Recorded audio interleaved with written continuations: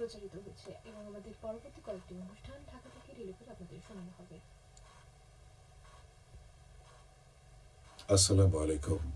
সন্ধে 7টা, বাংলাদেশ বেতার, সিলেট সংবাদ পড়ছি মোহাম্মদ আনোয়ার হোসেন রনি। প্রধান উপদেষ্টার বিশেষ সহকারী এবং ত্রয়োদশ জাতীয় সংসদ নির্বাচন ও গণভোট সংক্রান্ত জনসচেতনতামূলক প্রচার কার্যক্রমের মুখ্য সমন্বয়ক অধ্যাপক আলী রিয়াজ বলেছেন, শক্তিশালী প্রতিষ্ঠান গড়ে তোলা ছাড়া ব্যক্তির একক ক্ষমতা নিয়ন্ত্রণ করা সম্ভব নয়। তাই সাংবিধানিক প্রতিষ্ঠানের ভিত্তি মজবুত করে একক ক্ষমতা নিয়ন্ত্রণে আসন্ন গণভোটে হ্যাঁ ভোটের বিজয় নিশ্চিত করতে হবে। আজ সিলেট নগরীর বিভাগীয় ক্রীড়া কমপ্লেক্সে বিভাগীয় কমিশনারের কার্যালয়ে আয়োজিত গণভোটের প্রচার ও ভোটার উদ্বুদ্ধকরণ উপলক্ষে বিভাগীয় মত বিনিময় সভায় প্রধান অতিথির বক্তব্যে তিনি এসব কথা বলেন। এ সময় প্রধান উপদেষ্টার বিশেষ সহকারী মনির হায়দার বিশেষ অতিথি হিসেবে উপস্থিত ছিলেন। প্রধান অতিথির বক্তব্যে অধ্যাপক আলী রিয়াজ বলেন, একজন ব্যক্তি সমস্ত ক্ষমতা কুক্ষিগত করার জন্য সংবিধানকে নিজের ইচ্ছে মতো বারবার সংশোধন করেছিলেন। অবৈধ ক্ষমতায় যাওয়ার সিঁড়ি হিসেবে সংবিধানকে ব্যবহার ও নির্বাচনের মাধ্যমে ক্ষমতা টিকিয়ে রাখতে জনগণের ভোটাধিকার হরণ করা হয়েছিল। এই ফেসিবাদী ব্যবস্থাকে চিরতরে বিলুপ্ত করতে সাংবিধানিক প্রতিষ্ঠানগুলোকে শক্তিশালী করার কোনো বিকল্প নেই। জুলাই জাতীয় সনদ বাস্তবায়ন হলে মুক্তিযুদ্ধ মুছে দেওয়া হবে এবং সংবিধান থেকে বিসমিল্লাহ তুলে দেওয়া হবে এমন গুজব ছড়িয়ে গণভোট নিয়ে বিভ্রান্তি সৃষ্টি করা হচ্ছে উল্লেখ করে তিনি বলেন, জুলাই গণ অভ্যুত্থান সংগঠিত হয়েছিল বৈষম্যহীন বাংলাদেশ করার লক্ষ্যে। যে লক্ষ্য নিয়ে 1971 সালের মহান মুক্তিযুদ্ধ সংগঠিত হয়েছিল, সে লক্ষ্য 54 বছরেও পুরোপুরি বাস্তবায়িত না হওয়ায় 24-এর গণ অভ্যুত্থান ঘটে। তাই জুলাই সনদ মূলত 71-এর চেতনাকে সমুন্নত রাখার সনদ।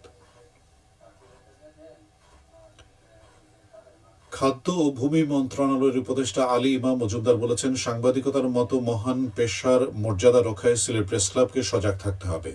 সামাজিক মাধ্যমে মন গড়া, দায়িত্বহীন ও মন গড়া সংবাদ প্রকাশ হয়, যার কোনো ভিত্তি থাকে না। তাই সঠিক সাংবাদিকতার চর্চা বাড়াতে সিলেট প্রেস ক্লাবের নতুন কমিটিকে কাজ করতে হবে।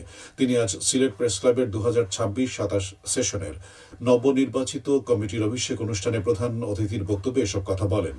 আলোচনায় অংশ নেন প্রবীণ সাংবাদিক ও বিশিষ্ট ব্যক্তিবর্গ। অনুষ্ঠানে সিলেট প্রেস ক্লাবের সদস্যগণ উপস্থিত ছিলেন।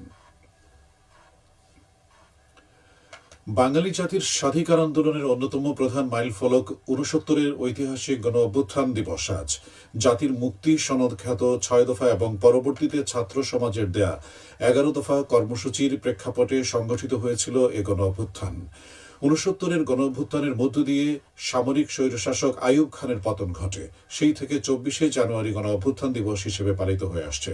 সারা দেশের মতো সিলেটেও যথাযোগ্য মর্যাদায় বিভিন্ন সামাজিক, সাংস্কৃতিক ও রাজনৈতিক সংগঠন নানা কর্মসূচির মধ্য দিয়ে দিবসটি পালন করছে।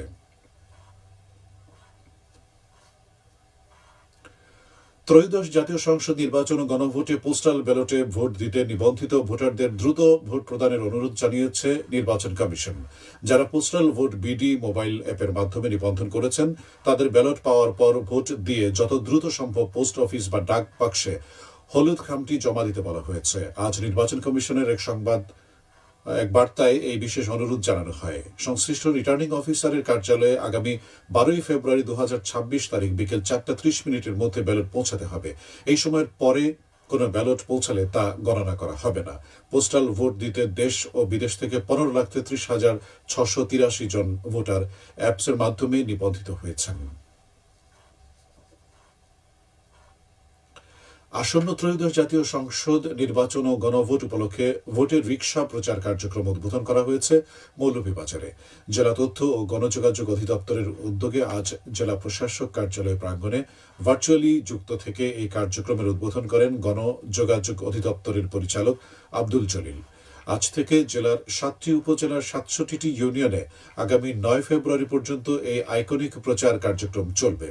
কার্যক্রমের আওতায় হ্যাঁতে ভোট দিলে জনগণ কি সুবিধা পাবেন এবং নাতে ভোট দিলে কোন বিষয়গুলো থেকে বঞ্চিত হবেন এবং আগামী 12 ফেব্রুয়ারি জাতীয় সংসদ নির্বাচনে ভোট কেন্দ্রে গিয়ে ভোট প্রদানে উদ্বুদ্ধকরণ, ভোটারদের মধ্যে আগ্রহ সৃষ্টি, ভোট প্রদানের নিয়মকানুন, রাজনৈতিক দলগুলোর আচরণ বিধি সম্পর্কিত বিষয়গুলো গ্রামগঞ্জ, পাড়া মহল্লা, হাটবাজার ও স্কুল কলেজের মাদ্রাসায় প্রচার অভিযান চলবে।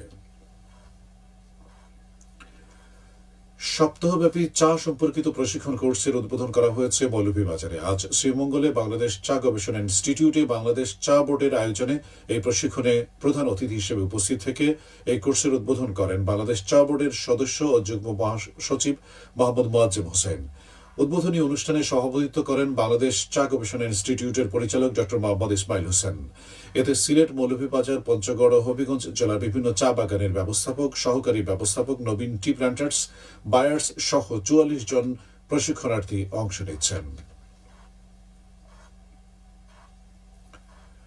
হবিগঞ্জের শায়েস্তাগঞ্জে র্যাব অভিযান চালিয়ে একটি পরিত্যক্ত এয়ারগান উদ্ধার করেছে। গত মধ্যরাতে ঢাকা সিলেট মহাসড়ক সংলগ্ন সুতাং বাজারে অভিযান চালিয়ে এটি উদ্ধার করা হয়। উদ্ধারকৃত এয়ারগানটি শায়েস্তাগঞ্জ থানায় হস্তান্তর করা হয়েছে। সবশেষে আবহাওয়া। রাত ১টা পর্যন্ত পূর্বাভাসে বলা হয়েছে সিলেট সহ পার্শ্ববর্তী এলাকায় আজ কোনো সতর্কবাণী নেই এবং কোনো সংকেত দেখাতে হবে না।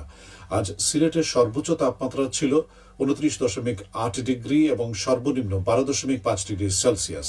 বাতাসে আর্দ্রতা ছিল সকালে ৫৭ এবং সন্ধ্যায় ৪৭%। আগামীকাল সিলেটে সূর্যোদয় হবে ৬টা৩৭ এবং অস্ত যাবে ৫টা৩১। সংবাদ শেষ হলো।